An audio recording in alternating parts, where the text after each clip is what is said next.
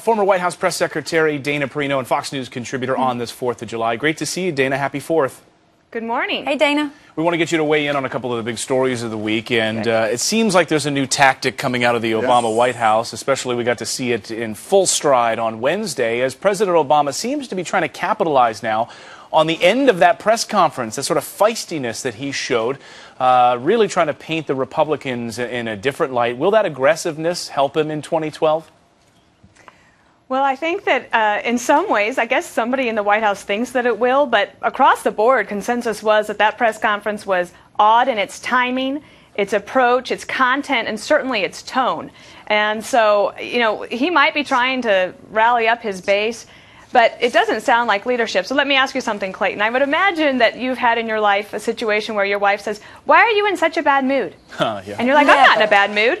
But then it like puts you in a bad mood, and it's like it's hard to shake that angry label. Right. His last press conference, he was called, I can't remember the exact word, maybe peeved. Right. Once you get that label, it's very hard to shake. Well, and to me, people aren't more likely to follow you in terms of going into the debt limit discussions if you're demonizing their intentions. And instead, I think that they just should not have had the press conference, and he could have held that from behind closed doors. Instead, 5 days now, we're still talking about how he was kind of rude to the Republicans in the press conference. And it makes you defensive when you get in an argument like that. You're like, I am not in a bad What are you mood. talking about? I'm not in a bad mood. Not in a bad mood. Dana, the that. president is being accused of using class warfare for the debt ceiling negotiations by taxing the rich. Is this what the American people want?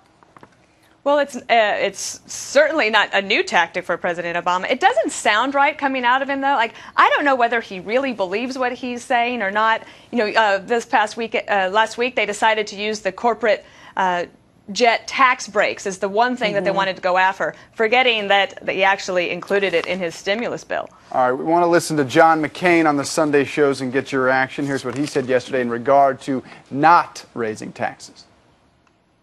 The principle of not raising taxes is something that we campaigned on last November, and the results of the election was that the American people didn't want their taxes raised, and they wanted us to cut spending. I want to add to that, Senator Marco Rubio on the Senate floor this week said he thought this tone and the rhetoric is something he'd hear in a third world country.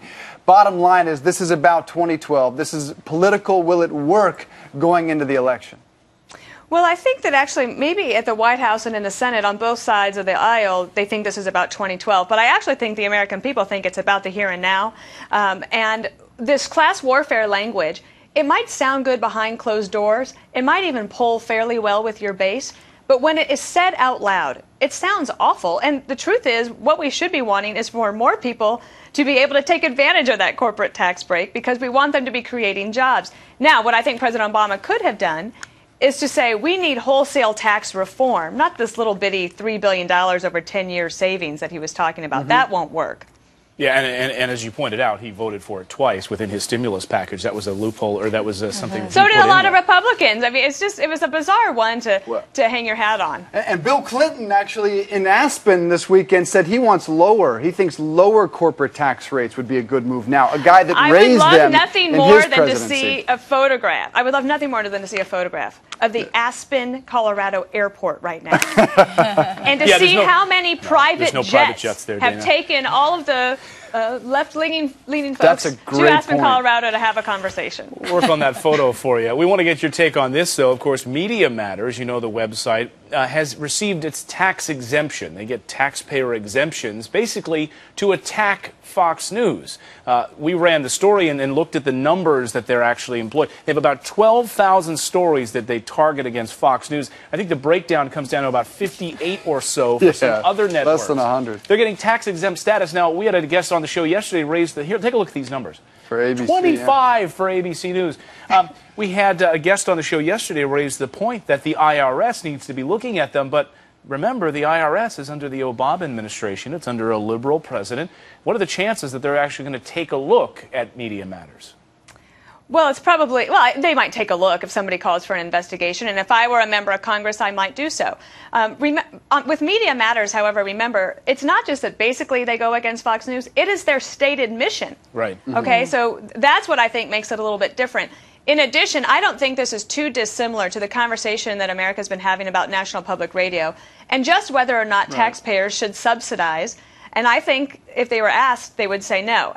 In addition, I would say for Media Matters, if I just put myself in their shoes and if I were advising them, I don't see why they want this controversy. They certainly don't need the money.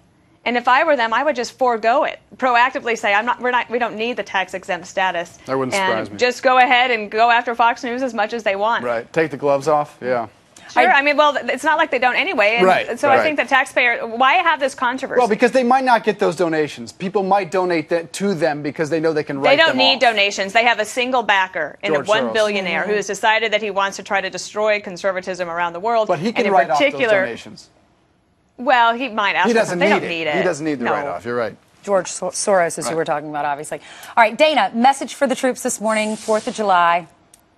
Well, I wanted to just give a special shout out. You know, last week I was in Africa, and one of the countries I went to it's actually South Sudan that will become a new nation this Right. coming Saturday. They will have their Independence Day. And all around the world, not just in Iraq and Afghanistan, we have our troops. We also have many civilians who protect our embassies and also try to bring freedom and just a better way of life to people around the world. And their courage, bravery, and professionalism really inspires me, and I wish them the very best. That's right. Well said. Medications and drinking water to those around the world. Everything.